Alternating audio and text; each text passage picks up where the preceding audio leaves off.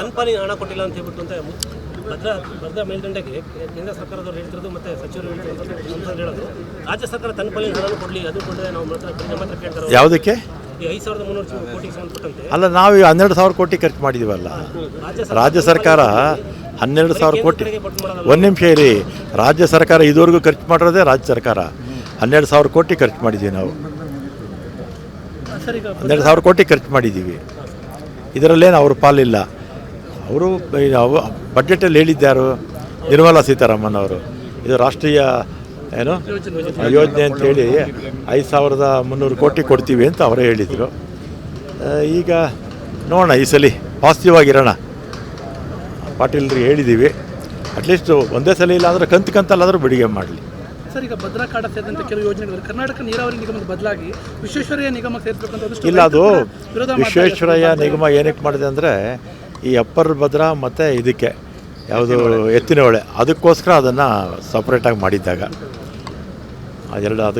ಆ ಎರಡು ಪ್ರಾಜೆಕ್ಟ್ ಮಾತ್ರ ವಿಶ್ವೇಶ್ವರಯ್ಯ ಜಲಭಾಗ್ಯ ನಿಗಮ ಮಾಡಿದ್ದು. ಈ ಭಾಗದ ಸೇರಿಸಬೇಕು ಅನ್ನೋ ಚರ್ಚೆ ಕೂಡ ನಡೀತಾ ಇದೆ. ಯಾರು ಮಾಡಿದ್ರು ಒಂದೇ, ಅವ್ರು ಮಾಡಿದ್ರೆ ಇವ್ರು ಮಾಡಿದ್ರೆ ಏನು. ಈ ಎರಡು ಪ್ರಾಜೆಕ್ಟ್ ಆದಮೇಲೆ ಅವ್ರದ್ದೇನು ಕೆಲಸ ಇರುತ್ತೆ, ಆಮೇಲೆ ಮೇಂಟೆನೆನ್ಸ್ ಇರುತ್ತೆ ಅಷ್ಟೇ.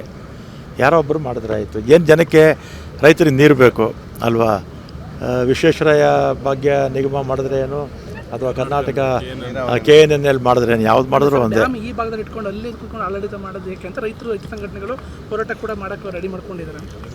ಆಯಿತು, ಮಾತಾಡೋಣ, ಚರ್ಚೆ ಮಾಡೋಣ ಬಿಡಿ, ಅದಕ್ಕೆ ಯಾಕೆ ಜಗಳ ಮಾಡ್ಕೋಬೇಕು. ಹಿಂದೆ ಮನವಿ ಕೊಟ್ಟಿದ್ರು ಸರ್, ಈ ಬಗ್ಗೆ ಮಾಡೋದು ಬೇಡ, ಇಲ್ಲೇ ಉಳ್ಕೊಂಡು ಈಗ ಕೆಲಸ ಆಗಬೇಕು ಅಲ್ವಾ?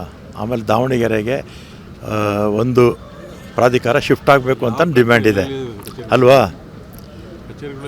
ಕಚೇರಿ ಒಂದು ಶಿಫ್ಟ್ ಆಗಬೇಕು ಅಂತ ದಾವಣಗೆರೆಗೆ ಬೊಮ್ಮಾಯಿಯವ್ರ ಕಾಲದಲ್ಲೇ ಗೆಜೆಟ್ಟು ಆಗಿತ್ತು. ಅದೊಂದು ಪರಿಶೀಲಿಸ್ತಾ ಇದ್ದೀನಿ ನಾನು. ಇನ್ನೊಂದು ಆಲಮಟ್ಟಿಗೆ ಹೋಗುತ್ತೆ, ಒಂದು ಇಲ್ಲಿಗೆ ಬರುತ್ತೆ. ಕ್ಯಾಬಿನೆಟ್ ರೀಶಫಲ್ಲು ಆಗಬೇಕು. ವಿಧಾನಸಭೆ ಕರೆಯೋಕ್ಕೆ ಮುಂಚೆನೇ ಕ್ಯಾಬಿನೆಟ್ ರೀಶಫಲ್ ಆಗುತ್ತೆ. ಈ ವಾರದಲ್ಲಿ ಆಗ್ಬೋದು ಅಥವಾ ಮುಂದಿನ ವಾರದಲ್ಲಿ ಆಗ್ಬೋದು. ನಮ್ಮ CM ಮಾಜಿ ಮುಖ್ಯಮಂತ್ರಿಗಳು, ಪಕ್ಷದ ಅಧ್ಯಕ್ಷರು ಡೆಲ್ಲಿಗೆ ಹೋದರೆ ಬೇಗ ಕ್ಲಿಯರ್ ಮಾಡಿಕೊಡ್ತಾರೆ. ಇಲ್ಲಪ್ಪ, ಸುದ್ದಿನೇ ಎತ್ಬೇಡಿ, ಸುದ್ದಿನೇ ಎತ್ಬೇಡಿ, ಸುದ್ದಿನೇ ಎತ್ಬೇಡ್ರಮ್ಮ. ಈಗ ಒಂದು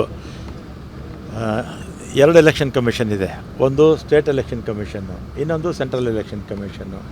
SIR ಮಾಡ್ತಿರೋದು central election commission. Central election commission ಯಾರ ಕಂಟ್ರೋಲಲ್ಲಿದೆ? ಕೇಂದ್ರ ಸರ್ಕಾರದ ಕಂಟ್ರೋಲಲ್ಲಿದೆ. BJP ನಾಯಕರಿಗೆ ಅದು ಗೊತ್ತಾಗಲ್ಲ, ಸುಮ್ಮನೆ ನಮ್ಮ ಮೇಲೆ ಆಪಾದನೆ ಮಾಡ್ತಾರೆ.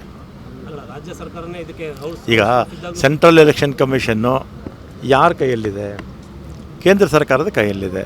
ಅಮಿತ್ ಶಾ ಅವರಿದ್ದಾರೆ, ಅಥವಾ ನೇರವಾಗಿ ಇನ್ನು ಬೇರೆ ಯಾರು ಸಂಬಂಧಪಟ್ಟಂಥವರು ಅದನ್ನು ಹ್ಯಾಂಡಲ್ ಮಾಡಬೇಕು. ಏನೇ ತಪ್ಪಾದರೂ ನಮ್ಮ ಮೇಲೆ, ಏನಾದರೂ ಒಳ್ಳೇದಾಗ್ಬಿಟ್ರೆ ನಾವೇ ಮಾಡಿದ್ದು ಅಂತ ಹೇಳ್ಕೊಳ್ತಾರೆ BJP ಅವರು. ತಪ್ಪಾಗಿದ್ದರೆ, ಲೋಪ ಏನಾದರೂ ಆಗಿದ್ದರೆ, ಲೋಪ ಸಣ್ಣ ಪುಟ್ಟ ತಪ್ಪುಗಳಾರ್ದು ಯಾವ ಕೆಲಸನೂ ಆಗಲ್ಲ. ಸಣ್ಣ ಪುಟ್ಟ ಲೋಪದೋಷಗಳಾಗುತ್ತೆ ಮಾಡಿದಾಗ ಅದನ್ನು ಸರಿ ಮಾಡ್ಕೋಬೇಕಷ್ಟೆ. ನಮ್ಮ ಸರ್ಕಾರ ಇರಲಿ, ಅವ್ರ ಸರ್ಕಾರ ಇರಲಿ, ಯಾವ ಪಕ್ಷ ಅಧಿಕಾರದಲ್ಲಿದ್ದರೂ ಕೂಡ ಸಣ್ಣ ಪುಟ್ಟ ಲೋಪದೋಷಗಳು ಇಂಥ ಹೊಸ ಪ್ರಕ್ರಿಯೆ ಪ್ರಾರಂಭ ಆದಾಗ ಆಗುತ್ತೆ, ಅದನ್ನು ಸರಿ ಮಾಡ್ಕೋಬೇಕಷ್ಟೆ.